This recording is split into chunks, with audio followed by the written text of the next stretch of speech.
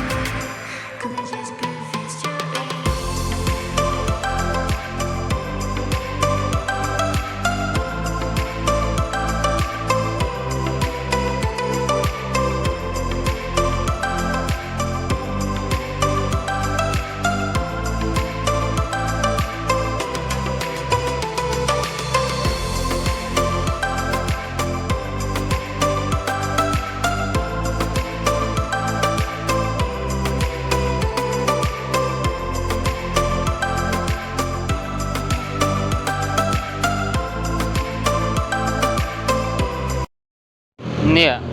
បណ្ណាចាស់ដែលញាត់អាធំ2ចូលឥឡូវប៉ះហើយគឺថាចិត្តឈឹងមួយទៀតបឡុងខ្ចៅ10លីចាំមើលប៉ះហើយដែរគឺចិត្តល្អមិនជ្រាបវិញហើយមានការធានាជូនបងប្អូនថែមទៀត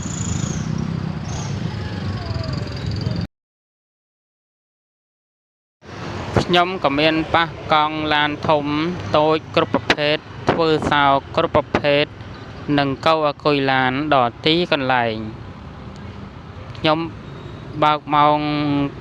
5ល្ងាចបិទម៉ោង7ព្រឹកអាចតាក់ទងខ្ញុំបាននៅប៉ប៉ែតាម Telegram បានអរគុណ